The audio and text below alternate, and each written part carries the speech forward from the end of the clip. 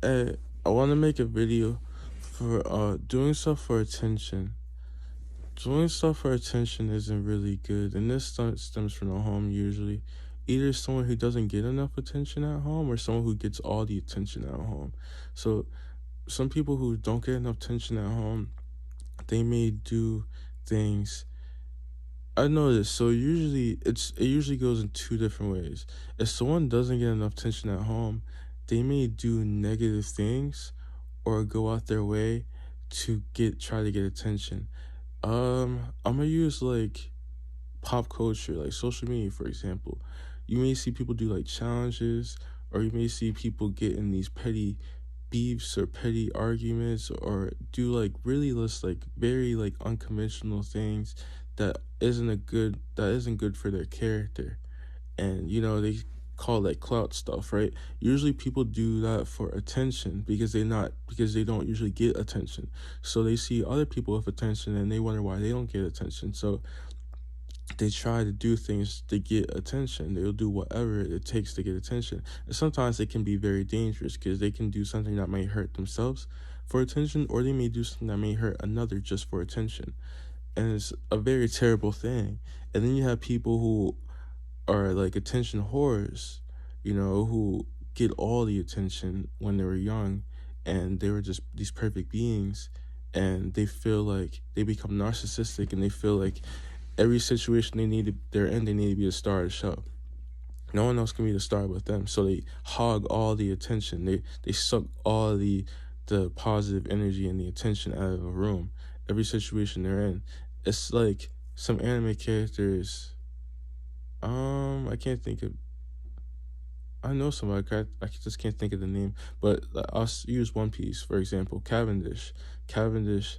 He feels like he needs to be the star of the show and everything like that. And he had a beef with Luffy because Luffy is the most um is the most notorious pirate out of their generation, out of the supernovas or the worst generation. He's the most successful and the most notorious. So he doesn't like that. Cavendish doesn't like that because to him, he doesn't give a fuck about the pirating stuff. He doesn't really care about any of that stuff. He just cares about people giving him attention and the women and all this different kinds of things. He just gets off to that because that's what he's used to.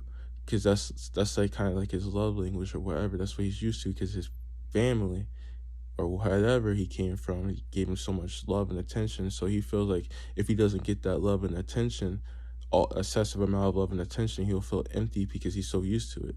So it's like a drug. So it's like a void. So if he doesn't get that, he doesn't feel like himself because he's so used to having all this attention. So if he doesn't get it, he's not himself anymore because that's who he is. He's someone who always has attention. That's really unhealthy. And it's not fair to other people. You're not always going to be the star of the show. No matter how successful you are, no matter how skillful you are, no matter how popular you are, no matter how whatever, how much money you have, whatever, you're not always going to be the star of the show. You're not. And it's not supposed to be like that because there's supposed to be other people who have a time to shine and everything like that. That's why I like One Punch Man, because One Punch Man is like that. Like Saitama is the strongest character in the anime, at least to this point. He's the strongest character. But if you watch the anime or you read the manga, you'll notice that the story is like Saitama is like a quarter of the story. Not I want to say a quarter. He's like a third of the story. A third of the story is about Saitama, and then 2/3 of the story is about other characters. Saitama is usually like last and usually late all the time. He's usually like late. Usually he usually just cleans things up or fights like the strongest characters. Um, because he's so overpowered. If it was just about Saitama, it wouldn't really be a story.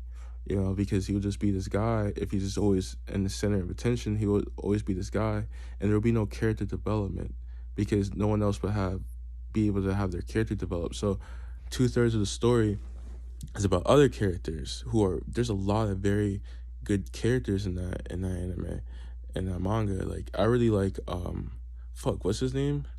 I forgot his name, but a character that Saitama fought that I really liked. He's a neutral character. I really like him. He's one of the strongest characters.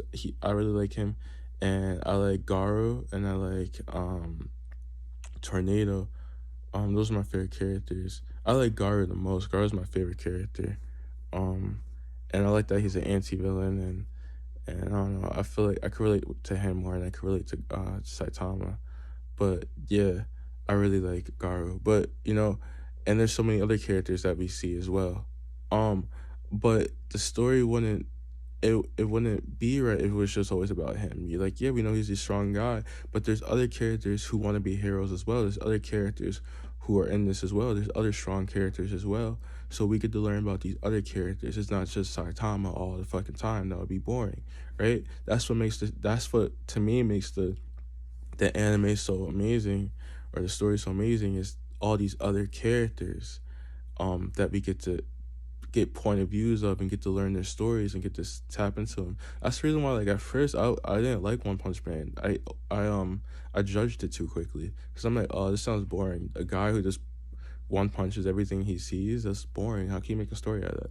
But then when I started looking into it, I became obsessed with it. I fucking love this manga now. I'm caught up with it. I love it. Oh my gosh. Oh my, I'm not gonna talk about it. I'm not gonna talk about it. Oh my, actually, you know what? Yes, I will talk about it because I think it's so awesome that, like, what's like it's so ironic because, like, I noticed my twin flame like back in like January, right? And like the whole time in the story, I've been waiting for Saitama to meet up with Tornado. Like, it's been just like very ambitious. So now they're starting to interact with each other, and they're starting to recognize each other. So like I've been waiting so long for this. Not too long because I've been reading it last year, so not like a lot of other people who's been waiting till since like what, like 2016 or 17.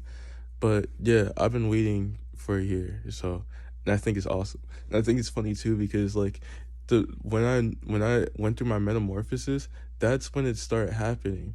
That's when I think like yeah, when I went through my metamorphosis, that's when Tornado and Saitama started interacting with each other. But anyway, back to being the star, the center of attention. Yeah, it's not good to always be the center of attention.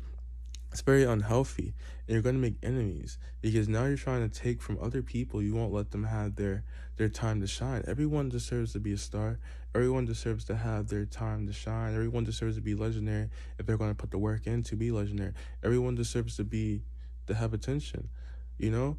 And in this day and age, you can have a fan base, you can have your own social platform, all these different things. You can do your own thing and have fans that are devoted to you. Why do you have to take from other people? Why can't other people have that? Yeah, everyone can have their fame. It's not good. It's not healthy to compare yourself to other people, compare your success to other people's success. Everyone's different. And something with that, I want to let you know, people are drawn to you for so many different reasons. People often are drawn to people and want to follow people because they want to look up to them and they want to be able to seek guidance from them and stuff like that, and or comfort from them, comfort. If they're in a life, they have a life that's not really ideal, or whatever, seeing them living their life or seeing how genuine they are, or spreading positivity, or living a life that they desire to live one day, makes them happy. And a lot of people like people's character. If you're a genuine person, people will like to follow you. If you're skillful at what you do, people may want to follow you for that. What do you have to offer? Are you a person that people like being around? If you are, usually people like being around people who make them feel good and make them feel happy and make them feel comfortable. If you can do that, then you'll have people who will want to follow you or be around you. That's very important to understand. If you want to have attention and stuff like that, there's nothing wrong with wanting to have attention. Who doesn't want to be, appreciated? But excessiveness in it is not healthy and it's not realistic. It can happen for a short while, but it's not always going to last. You know, if you want to have attention, understand how you can make that come true. You don't have to do these, you don't have to sell your body or sell something for it. You don't have to do some crazy viral thing just for fucking 10 minutes of fame. If you want to be have people who really care about you and want to know your life and keep up with your life and follow you. Be someone that they can admire, be a genuine person, spread positivity. There's so many people who don't spread positivity. People may just want to be around you just because of how positive you are, and their world may be super negative. Be a big brother to people, be a big sister to people, be a father to people, be a mother to people, be an aunt to people, be an uncle to people, whatever. You may have had opportunities in your family to be that ideal family member to someone else, but you may have fucked it up. And maybe now you can do that with strangers. Be good to strangers, you know? Create a following. And if you're going to create a following, don't try to seduce these people. Don't try to brainwash these people. Don't try to manipulate these people. They're following you because they trust you and they care about you. And they look towards you for guidance. So you should try to give them the guidance that they deserve instead of trying to manipulate them. I think that's very important. But yeah, man, appreciate what you have. If you have 5 followers, appreciate the 5 followers. If you have 1,000 followers, appreciate the 1,000 followers. Don't try to be like, oh man, this person has like billion of views or this or that. I should have that too. If you want that, align with it, and it may take time. You don't know what went into that to get that. Focus on your own success, focus on your own life, and be grateful for the people around you and the things you already have. But yeah, take care.